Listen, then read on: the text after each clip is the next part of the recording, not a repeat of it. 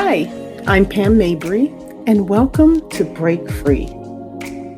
Break Free is a podcast dedicated to men and women who need to break the cycle in their lives that's preventing them from moving forward. Hello, Candace Mae. Hi, Pamela. So happy to be here. I'm so glad you are here. I am so thrilled to death because the past few days I've been reading your book, Heaven Within. And honestly, it has, it changed me inside. It really made me look within. And which is part of the reason why you're here, because I want to share what you have to offer, because I think that it's life-changing. Without a doubt, your book is life-changing. So the title of the book is Heaven Within. Yeah. Tell me, before we even get into anything, what is the purpose of this book and what is it that you want your readers to get from it? So a lot of people look for heaven outside of themselves. I know growing up, I thought, I'm a physical being. If I die and I go to heaven, that'd be great. Yeah. But as I grew, I realized that I'm a spiritual being, first and foremost, emotional and energy. And I have a physical body that I've been gifted with. It's kind of like a computer, kind of like it houses my spirit and takes care of all the physical needs while I'm here on this physical plane. But I'm not really designed for this physical plane per se, right? And so Heaven Within is coming to realize that that there's more to life than the physical realm. There's more to life than the flesh here. There's more to life than the pain that we're in constantly. There's a part in your book, and it's probably within the first chapter, where you talk about we've been fed a big lie. Yeah. What does that mean? We've been fed a big lie. We've been told, that we can do anything on our own. We can be a God in and of ourselves, that we can rule and reign, and we don't need anybody else. In fact, you should be independent and totally functioning on your own. That's a lie. So that was one of the areas that really kind of touched me, because I feel the same way. I feel like there are so many messages that we get in the world that have taken us off the path of being dependent upon our Creator. Yeah. And you put it into words so beautifully, because I could never have articulated that the way that you did. And I agree with that 100%. So I guess my big question is, what brought you to the truth? Yeah, what brought me to the truth? I guess the Lord's Spirit moved me and brought me to the truth, because I did not grow up in a Christian home. Right. My mom did make us go to church every Sunday. We would walk. She didn't go with us. Really? I wonder, what is that about? Does she believe and she just didn't have time for herself, or she just needed a church babysitter for a couple of hours? What do you think it was? She needed a church babysitter. Oh, gosh. Okay. Well, here's the thing. I don't, in the early years, I don't think my mom had a relationship with Jesus Christ. I'm not even sure, to be honest, when she died, if she truly accepted Jesus Christ as her Lord and Savior. But when she died at 85, she was going to church regularly. But she and I would have conversations, she in Michigan, me in California, over the phone. And I would talk to her about her faith and the importance of Jesus Christ. And she had said to me several times, I hear you, and I will consider it, but so I don't have a concrete definition that she accepted Christ as her Lord and Savior. I hope she did. Yeah, right. I know she was exposed to it, but for a long time, she admitted she had not really taken that extra step. Right. But growing up, if she sent us, the kids, to walk to church 2 or 3 blocks down, and we would go to church, she had quiet time. And my dad if he was home, because he worked nights, he was home on the weekends. So that if she wanted any time with him at all, that would have been the time that she would have had to engage with my dad. Right. So the seeds were planted when you were going to church. Right. So that takes me to, I guess it's the elephant in the room for me, is the part of the book where you talk about when you and your family went camping. I was 6. That story is when I was about 6 years old. Mm-hmm. Yeah, my mom, we had an Apache pop-up camper, and my mom got it. She was a school teacher, so she had summers off, and she would take us camping every summer as a family. My dad never came with us because he took his vacations twice a year and went down to Georgia, where he had property where he grew up and farmed the land. Right. So he was never really available for our family campings. But one year, my mom said, we're going to go camping with your dad. And I was so excited because I always want to know why my dad never went with us. So we went camping with an organization my dad belonged to. Mm-hmm. And we got there, got the campground tent set up and all. And then about nightfall, just before dinner, my uncle pulled in. Actually, the first night, he pulled in the middle of the night. I woke up and found him sleeping in the back of his truck. He had a camper on his truck. Okay. I was so excited. Uncle JM's here and everybody's here. By the evening, there were, everybody set their campfires in their campgrounds, and we're sitting there marshing marshmallows at the campfire. And I looked around. I'm like, "Where's Dad? Where's Uncle JM? They're not here. Like, where are they?" And then I started looking around at all the other campgrounds. And there were no men. It was just the moms and the children. And I'm like, where are all the men? So I snuck off, because I'm curious that way, and ran through the campground and going around trying to figure out where everybody was. Yeah. And all of a sudden I found a huge group of, 60 men or something in white garbs with hooded white garbs and a 12-foot cross ablaze on fire. Did you know what it was? Overwhelming. No, you're like, what is that? Like, oh my gosh, it was quite alarming. So in my fear and chaos, I ran around trying to figure out what it was. And then I ran into the community room, how, they have these big rooms that use as conference centers and stuff. And there were more men in there, and they were all in white garbs. And I was just running around the table, like trying to figure out what was going on here. And one of the guys goes, whose baby girl is this? And I hear one of them say, Ellen's baby. And that was my dad, Luther Norman. He went by Ellen. And I was like, what? And so then, of course, I ran back to the campground, and I never had answers at that point, like totally freaked out. But I remember the voices. So does that make any sense at all? It does. I mean, but basically you found out that your dad was a member of the Ku Klux Klan. Yes. And at what age did you realize what the Ku Klux Klan represented? I don't know what age I was when I knew what it represented, but I knew it wasn't good right there from age 6, right? Right. I think it became a conversation shortly thereafter, because I brought it up to my mom. What is this? What's going on? And I don't ever want to go back there. So we never went again. She just wanted to take us because I always wanted to know why my dad wasn't around or why we couldn't do things together. And so she brought us. And then I said, I don't want to go again. And I found out my oldest sister, she didn't come with us. She refused to go camping that weekend. So she stayed home. Well, she's about 8 years older than me. Okay. So she was a teenager. And so she stayed home. And she said that the FBI came to our house that weekend. And they wanted answers. Where's your parents? Where's your dad? And blah, blah, blah. Interesting. And of course, that's because there were things that were being done. And the FBI put people on their watch list, right? They have a watch list. Of course. Yeah. So was that a conversation in your home about your dad's belief system as far as, I guess, white people were concerned?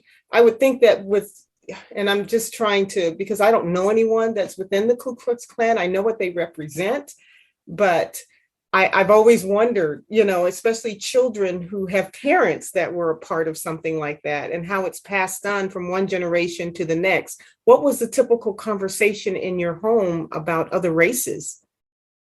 Oh, my dad was very strong about any drop of blood that wasn't white, even one drop of blood made you not okay. It wasn't okay, right? You had to be 100% white blood. That was his thing.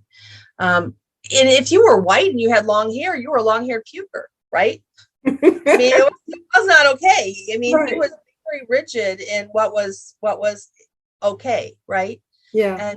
And he, I remember him having rants of biased opinions of people and races and how they were not equal or not okay. And I would just sit there and get angry, and I would fight him over the dinner table and say, that's not true. That's not true. And no, that's not true. And my siblings would say, stop fighting with him. I'm like, no, I'm not going to stop fighting with him. This is important. And they said, no, just agree with him. He'll stop fighting. He's just pushing you. And I go, no, because if I do say I agree with him, I change who I am on the inside. And people, it's not okay to judge people or treat them differently because of the color of their skin or their nationality. People were made in the image of God, and that's it. You know, we're all equal. And I stand by that today. I mean, I'm just it was extremely shocking, because I realized, and I don't even know how I knew all of that, but I did. I knew if I agreed with him at any level, it would somehow change me. And as I think about it now, it's the power of words. Words have power. They do. Absolutely. Absolutely. And, yeah. And if I agree with you, knowing that it's something that's a lie, then something happens when those words are spoken. Absolutely. It does. I agree. And you were, what, about 12 at this point, when you were arguing back with your dad about this? How old were you, would you say? Maybe 14. Maybe 14. Yeah. Okay. Maybe. Oh, your siblings were 14, older. 15, 16. Yeah. Right. And the ones that the day that I'm recalling that they had that conversation with me, he had already separated, divorced from my mom. So I was a teenager at that point. Okay. So because they separated when I was about 14. So I was probably about 14, 15. So 16. you were different. You were different than everyone else. Yeah. They used to, well, I was different in many ways. I have this bright red hair, and my oldest brother had red hair almost, but it was almost blonde. And the rest had dark hair. And my brother Lowell was a towhead. He'd go pure white in the summer and then dark in the winter. Interesting. And yeah. And everybody else had dark hair. And I was treated differently. My siblings treated me differently. They told me I was adopted. I was found in the hollow tree. You know, it was, I'd rather be dead than have red on my head. It was like, I was treated differently, and I had different expectations. I believe that I could earn anything I wanted or get whatever I wanted. And so they thought I was always spoiled because I had things that they never had. Right. But, remember, my mom was back in college when she was pregnant with me. So now we had two incomes coming into the house. Right. Things were different for you than it was for them. Completely different. My mom moved into a brand new home. My mom and dad moved into a brand new track home when she was pregnant with me. I was born into a brand new home, and my siblings, they lived in other conditions, in rental homes and smaller little. So I was treated differently than them. There was more income than them. I was youngest of 5. So, when your first child comes, you're pretty protective and you don't know what's going on. Maybe you don't have as much money. You're struggling through. By the time you get a few years under your belt with kids, you're not as frantic. You're not as right. That's right. That's very true. Yeah. When your mom went back to school and became educated, I think she went back to get her master's, and she had traveled the world. She had been to Africa, Europe, and all these different places. And she had a friend who was an African American, and this friend was educated and poised and all of that. And this is someone that you met. This is what really touched my heart, because it made me realize how important education is. And education doesn't have to come by means of books. It can come by travel, by exposure. Yeah. And the fact that you saw another race that didn't fit the stereotype. Oh, yes. Absolutely. She was beautiful. She lived in Chicago and in she was in a high rise. She had the penthouse at the top and it was a beautiful loft. She dressed so stylish. She was an educated woman. She had a doctorate degree. Mm. And this is like around what year would you say? Well, I don't know. I was born in 63 and I had to be, again, I was a teenager at that time, probably 14-ish. So early 80s? And even 12. 70s. Probably late 70s. I guess it'd be late 70s. So I might have been, I was probably still even in junior high. So maybe, very. And I bring that up just because that was a rare thing, even in the 70s, to find, how many African Americans then had their doctorate? Now it's a whole different story. But all of that just started in the 60s. So for her, you know what I mean? So this was a period where she was actually breaking glass ceilings. Yes. Woman, whoever she was. Yeah. Yes, you're right. She was. And my mom wanted me to meet her and took me with her on her trip to Chicago to meet her. And phenomenal woman. Absolutely lovely. But my dad was so biased and so hateful in that regard. We had a party one year, a New Year's party, and everybody invited people and somebody brought a friend with them. I don't remember who it was, but it was a Black gentleman they brought. And my dad got really angry. And I remember him making a big scene about Smiley, this guy. He gave this guy his name, Smiley.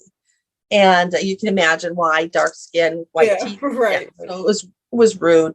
Yeah. And he was like laying into my mom that she brought Smiley here, and it's a boyfriend or what the heck, and so they had to leave, but it was ugly. It was ugly and so uncalled for. But to see that contrast, I can see very clearly how God's hand was in your life, even as before you were born. I can see it. I can see how, the things that your mother was going through at the time that she was pregnant with you, how she decided to change her life. She decided to go back to school. She decided to make something of herself, because during that period of time, women weren't even really working. They were at home with their children.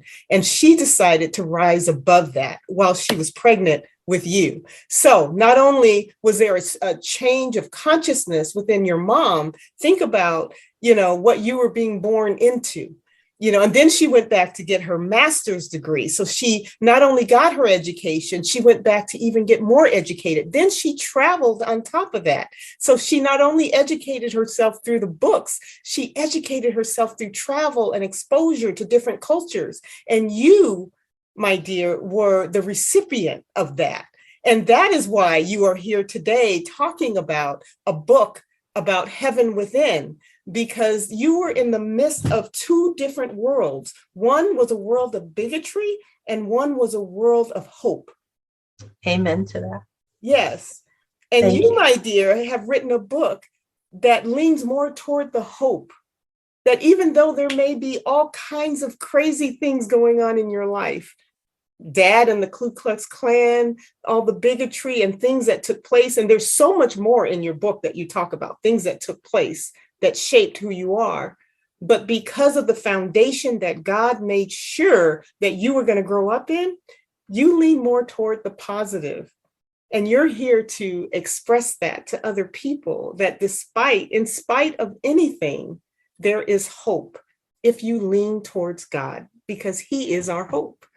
He is our hope and our salvation and our foundation. And it's not what life gives you, it's how you respond to it that matters. That, my dear, is a great closing statement. I'm going to end with that because I think that is what the book is really all about. And I can't wait for other people to be able to dive in and read about your life and how you've overcome so many different obstacles. And you were only able to do that because of your faith and hope and knowing that there's always God's hand in your life, no matter what. That is strategic. And nothing is allowed to happen to you, just like with Job in the Bible, unless he gives permission. And because you've surrendered your life to Him, you have given God permission to take control of everything. And that is why you have overcome so many different things. And I think that's wonderful. And it's through that testing and all those trials that our faith is purified and strengthened. Thank you so much, Candace Mae. I'm so glad you wrote the book, and I can't wait until it's released. Do you have a release date? In June 2022. And if someone wants to pre-order your book, where would they go? We have a link. Can we post the link? Yeah, absolutely. I will put the link up for sure. Great. Yeah. But for our audio audience, can you tell us, is it CandaceMae.com that it's on? CandaceMae.com is my website, and that's Candace, CandaceMae.com. And you will find a reference to the book there under author speaker tab. Good. But if you go to Linktree, linktr.ee/Candace Mae, that is a master list of all of my links, and you'll find everything about the book and so much more. Wonderful. You can follow me there. Thank you so much for your time, Candace Mae, and many blessings towards that book. I hope it touches thousands and thousands of lives globally. That's what the Lord told me, that it's for the masses and that lives would be changed. And you will find your own stories in the process. So thank you for having me, Pamela. You're very, very much welcome. Bye, Candace.